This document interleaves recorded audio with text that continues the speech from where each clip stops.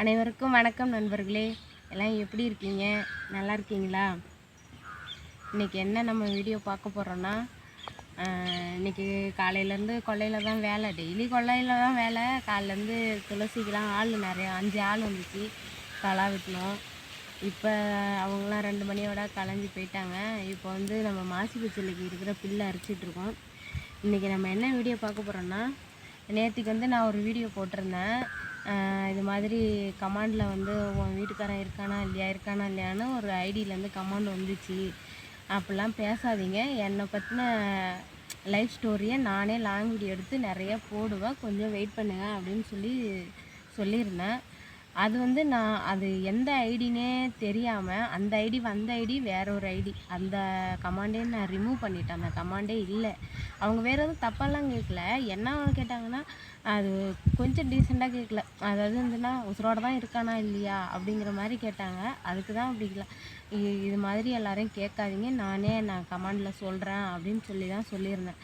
அதுக்கு அதை பற்றி நேற்று அந்த வீடியோ போட்டிருந்ததும் அதை பார்த்துட்டு ஜெயக்குமாருங்கிற ஒரு ஐடியில் அந்த அண்ணா வந்து நல்ல டைப் தான். அவர் நல்ல விதமாக தான் நமக்கு கமெண்ட் பண்ணிகிட்ருப்பார். அப்போலேருந்து நமக்கு சப்போர்ட் பண்ணுற நம்ம சப்ஸ்கிரைபர் தான்.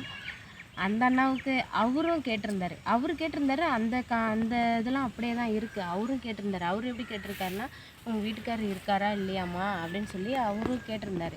அந்த அண்ணா என்ன நினச்சிட்டாங்க, அவங்கள தான் சொல்கிறேன் அப்படின்னு நினச்சிட்டு நேற்று அந்த வீடியோ பார்த்துட்டு நைட்டு நான் லைவ்லாம் முடிச்சுட்டு அதுக்கப்புறம் நான் கமெண்ட்லாம் போய் எடுத்து பார்த்துட்ருக்கேன். அதில் வந்து கமெண்ட் பண்ணியிருக்காரு அந்த லைவ் வீடியோவில். அந்த அண்ணா வந்து ஜெயக்குமார் அண்ணா வந்து வீட்டுக்காரர் இருக்காரா இல்லையான்னு கேட்டது ஒரு தப்பா அப்படின்னு சொல்லி கேட்டுட்டு ஓவர் சீனை போடாதீங்க அப்படின்னு சொல்லி அந்த அண்ணா கமெண்ட் பண்ணியிருக்காரு. அந்த அண்ணா வந்து இவ்வளோ நாள் நல்ல கமெண்ட்டு தான் பண்ணுவார், நல்ல டைப் தான். ஆனால் நான் சொன்னது வந்து அவரும் அது மாதிரி உங்கள் வீட்டுக்காரர் இருக்காரா இல்லையான்னு கேட்டிருந்தார்ல, அதனால் அவரை தான் சொல்கிறேன்னு நினச்சிட்டு அந்த அண்ணா வந்து கோவப்பட்டு வீட்டுக்காரர் இருக்காரா இல்லையான்னு கேட்டது ஒரு தப்பா அப்படின்னு சொல்லி அந்த அண்ணா போட்டிருந்தாரு. அண்ணா ஜெயக்குமார் அண்ணா, நான் தயவு செஞ்சு உங்களைன்னு நீங்கள் நினச்சிக்காதீங்க, நான் உங்களை சொல்லலை, இன்னொரு ஐடியிலேருந்து அந்த கமாண்ட் வந்துச்சு. அந்த கமாண்டை நான் ரிமூவ் பண்ணிவிட்டேன். இருந்தாலும் இது நானே சொல்கிறேன், என்னோடய லைஃப் ஸ்டோரியை நானே சொல்கிறேன், இப்படிலாம் ஆட்கள் கேட்காதீங்க அப்படின்னு தான் சொன்னேன். அது கண்டிப்பாக எல்லோரும் கேட்பாங்க தான். இருந்தாலும் அவங்க அப்படி அவங்க கேட்ட விதம் எனக்கு ஏதோ கொஞ்சம் மனசு கஷ்டமாக இருந்துச்சு. அதனால தான் நான் அந்த பதிவு போட்டேன். தயவு செஞ்சு உங்களைன்னு எடுத்துக்காதீங்க, நீங்கள் கோச்சிக்காதீங்க. அதான் நான் அதை கண்டிப்பாக சொல்லணுன்னு எனக்கு தோணுச்சு. அந்த கமாண்டை பார்த்தது எனக்கு சொருக்குன்னு இருந்துச்சு. நம்ம வந்து வேற ஒரு ஐடி தானே, இந்த அண்ணா ஐடி கிடையாதே, இந்த அண்ணா ஏன் இப்படி வருத்தப்பட்டு பேசியிருக்காரு அப்படின்னு சொல்லி ஜெயக்குமார் அண்ணா உங்களை சொல்லலை. நீங்கள் கேட்ட கமாண்டையும் நான் பார்த்துட்டு உங்களுக்கு ரிப்ளை பண்ணியிருப்பேன்னு நினைக்கிறேன். இல்லை சகோ அப்படின்னு சொல்லி நான் ரிப்ளை பண்ணியிருப்பேன். நீங்களே போய் செக் பண்ணி பாருங்கள். இன்னைக்கு இந்த பதிவே அதனால தான். அண்ணா ஜெயக்குமார் அண்ணா உங்களெல்லாம் தயவு செஞ்சு உங்களன்னு எடுத்துக்காதீங்க. அப்புறம் அது எல்லாருக்கும் கேட்கணுன்னு தான் தோணும். இது மாதிரி அப்போ இவங்க ஒண்டியுமே தனியாக வேலை செஞ்சிட்ருக்காங்க, ஒண்டாவே கஷ்டப்பட்டுட்ருக்காங்களே, வீட்டுக்காரர் எங்கே அப்படின்னு அது எல்லோரும் கேட்குறது தான். அந்த ஒரு கமாண்ட் இன்னொரு ஐடியில் வந்துன்னு சொன்னால அவங்க கேட்ட விதம் சரியில்லை, அதனால சொன்னார். லைவில் எவ்வளோ பேர் உங்கள் வீட்டுக்காரர் எங்கேன்னு கேட்குறாங்க. நான் என் லைஃப் ஸ்டோரியை நான் எல்லாத்தையுமே முக்கால் வயசு சொல்லியே இருப்பேன். ஆரம்பத்துலேருந்து லைவுக்கு வந்தோம், எல்லாருக்குமே தெரிஞ்சிருக்கும். எல்லோரும் அதுக்கே சொல்லுவாங்க, சொந்த கதையெல்லாம் வந்து லைவில் சொல்லாதீங்கன்னு. இருந்தாலும் நம்ம வந்து லைவுங்கிறது ஒரு நாளில் முடிய போகிறதில்ல. நம்ம சோசியல் மீடியாவில் ஃபுல்லாக இருக்க போகிறோம். அப்போ நம்ம வந்து நடந்த உண்மையை சொல்லி தானே ஆகணும். நான் சொல்லிடுவேன், உண்மையை தான் நான் சொல்லிகிட்ருக்கேன். இது எதுக்கு எல்லாருக்கும் என்ன ஒரு டவுட் வரும்னா, இவங்க வந்து வீட்டுக்காரர் இல்லைன்னு சொல்கிறாங்க, பூ போட்டுலாம் வச்சுருக்காங்களே அப்படின்னு நீங்கள் நினைக்கலாம். நான் வந்து என்னன்னா, நல்லபடியாக அங்கே இருந்து எங்கள் வீட்டுக்காரர் எங்களோட இருந்து அவர் வந்து சாகலை. என்ன எனக்குள்ளே நடந்த பிரச்சனையெல்லாம் கேட்டால் உங்களுக்கு கண்ணில் ரத்தமே வந்துடும். அவ்வளோ கஷ்டத்தெல்லாம் தாண்டி நான் வந்துட்டோம். அப்போ என் வீட்டுக்காரர் இருந்தப்போவே எனக்கு என்னெல்லாம் அடித்து கை கால்லாம் கிழித்து சண்டை. என் வீட்டுக்காரர் எங்களை பிடிக்கலன்னு சொல்லி வேற ஒரு பொண்ணை கல்யாணம் பண்ணி நான் கேஸ் கொடுத்து எங்கள் வீட்டு ஆளுங்கள்லாம் போய் என் வீட்டுக்காரனை அடித்து சண்டையாகி அது பெரும் பிரச்சனையாகி அப்புறம் அவனுக்கு எனக்கு எந்த சம்மந்தம் இல்லைன்னு தாலியெல்லாம் கட்டி கொடுத்துட்டு எந்த சம்மந்தம் இல்லைன்னு ஸ்டேஷன்லேயே எழுதி வாங்கிட்டு அதுக்கப்புறம் வந்து நாங்கள் நானும் என் பையனும் அம்மா வீட்டில் தான் 10, 8, 9 வருஷமாக இருந்துகிட்ருக்கோம். அவன் வேறு கல்யாணம் பண்ணதுனால நான் எங்கள் வீட்டு ஆளுங்கெல்லாம் போய் அடித்து அதுக்கப்புறம் அவன் அதோட ஒளிஞ்சிட்டு எங்கே இருந்தானே தெரியல. வேறு கல்யாணம் பண்ணி குழந்தை விட்டு அவன் 4 வருஷம் அந்த 2வது மனைவியோட வாழ்ந்து அதுக்கப்புறம் தான் கேன்சர் வியாதி வந்து இறந்து போயிட்டான். ஆனால் நாங்கள் ஜாமான்லாம் போலீஸ் மூலயமா போய் போலீஸை வச்சு நாங்கள் ஜாமான்லாம் ஏற்றிட்டு எந்த சம்மந்தமும் இல்லைன்னு எழுதி கொடுத்துட்டு வந்தாச்சு. அதனால தான் இறந்ததுக்கு எதுக்கும் எங்களுக்கு சொல்லலை, நாங்கள் போகலை, கூப்பிட எங்களுக்கு சொல்லவும் இல்லை, நான் போகவும் இல்லை.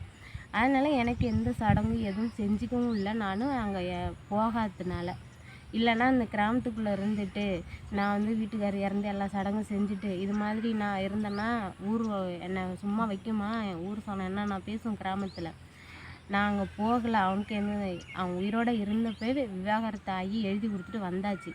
அதுக்கப்புறம் நான் இங்கே எப்பயும் இருக்கிற மாதிரி இருந்துகிட்ருக்கேன். எனக்குன்னு எந்த சடங்கும் எதுவும் செய்யலை. அதனால தான் எப்பயும் இருக்கிற மாதிரியே இருந்துகிட்ருக்கேன். அதனால கூட உங்களுக்கு இந்த டவுட்லாம் வரலாம்.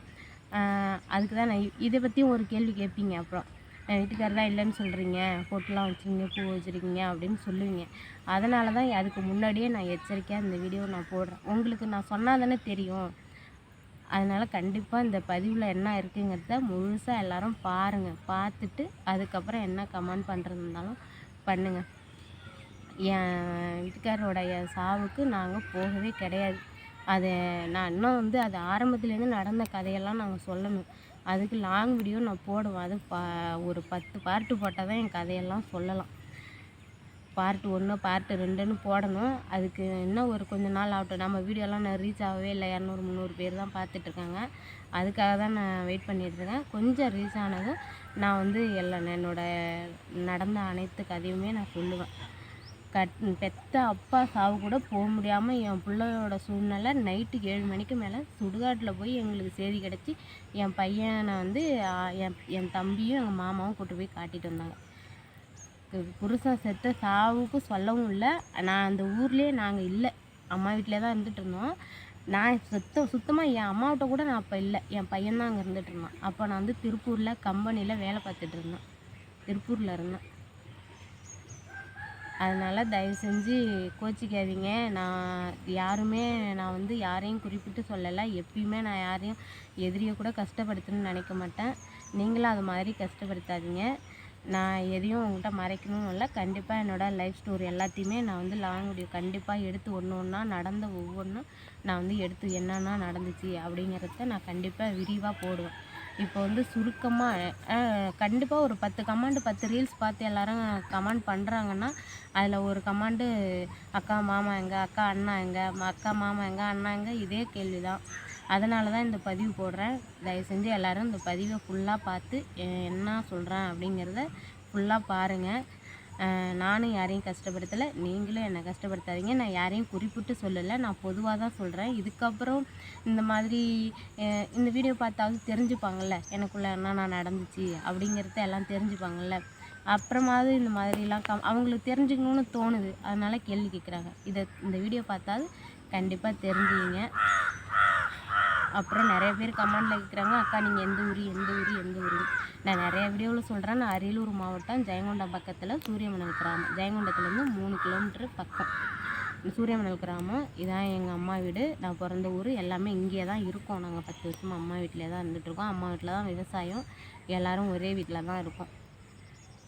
அப்புறம் இந்த தழை, இது என்ன தழைங்க, இது நிறைய வீடியோ இதை பற்றி சொல்கிறேன். இது வந்து மாசி பச்சலை. இந்த தழை மாசி பச்சலை இது வந்து மாலையில் கதம்ப பூவில் வச்சு கட்டுவாங்க. இந்த தழை மறிக்கொழுந்து மாடல்லே இருக்கும், நல்லா வாசனையும் வரும். மறிக்கொழுந்த அளவுக்கு வாசனை வராது, அதில் பாதி தான் வரும். சரி, ஓகே நண்பர்களே, ஓரளவுக்கு நான் உங்கள் கேள்விக்கு எல்லாத்துக்கும் பதில் சொல்லியிருப்பேன்னு நினைக்கிறேன். இன்னும் விரிவாக சொல்லணுங்கிறது கண்டிப்பாக ஒரு வீடியோவாக நான் போடுவேன். ஓகே, எல்லோரும் இவ்வளோ நாள் எனக்கு நிறைய சப்போர்ட் பண்ணியிருக்கீங்க. இன்னமும் எனக்கு சப்போர்ட் பண்ணுங்கள். நீங்கள் இல்லைன்னா நான் இல்லை. எவ்வளோ பேருக்கு சப்போர்ட் பண்ணுறீங்க. இந்த விவசாய சேனலுக்கு சப்போர்ட் பண்ணுங்கள். இந்த கஷ்டப்படுற எனக்கு ஒரு சப்போர்ட் பண்ணுங்கள். நானும் என் பிள்ளையும் வாழறது உங்கள் கையில் தான் இருக்குது. கண்டிப்பாக என் சேனலுக்கு சப்போர்ட் பண்ணுங்கன்னு நான் நம்புகிறேன். இதுக்கப்புறம் என்ன பேசுகிறதுனே எனக்கு தெரியல. இந்த வீடியோ பிடிச்சிருந்தா லைக் பண்ணுங்கள், ஷேர் பண்ணுங்கள். மறக்காமல் நம்ம V Ajay son of Vanitha YouTube சேனலை சப்ஸ்கிரைப் பண்ணுங்கள். நிறைய என்னோடய ரீல்ஸுக்கெலாம் நிறைய சப்போர்ட் கொடுக்குறீங்க. அதுமாரி இந்த லாங் வீடியோவுக்கும் சப்போர்ட் பண்ணுங்கள். நம்ம சேனல் மானிட்டேஷன் ஆகிடுச்சு, ஆனால் லாங் வீடியோலாம் பார்த்தா தான் அமௌண்ட்டு ஏறும். மற்றபடி ஷார்ட்ஸுக்கெலாம் 1,00,000 வியூஸ் போனால் தான் $1 ஏறுமா. அதனால் கண்டிப்பாக லாங் வீடியோ எல்லோரும் பார்த்து சப்போர்ட் பண்ணுங்கள். ஃபுல்லாக பாருங்கள், வீடியோ ஃபுல்லாக பாருங்கள், நான் என்ன தான் சொல்கிறேன் அப்படிங்கிறது. சரி, ஓகே நண்பர்களே, உங்கள்கிட்ட அந்த விஷயத்த சொல்லணும்னு தோணுச்சு, சொன்னேன். நான் ஏதாவது தெரிஞ்சு தெரியாமலோ அறிஞ்சு அறியாமலோ ஏதாவது தப்பாக பேசியிருந்தா என்னை மன்னிச்சிக்கிங்க. ஓகே, இந்த வீடியோ பிடிச்சிருந்தா ஒரு லைக் போட்டுட்டு போங்க. ஓகே நண்பர்களே, பாய்.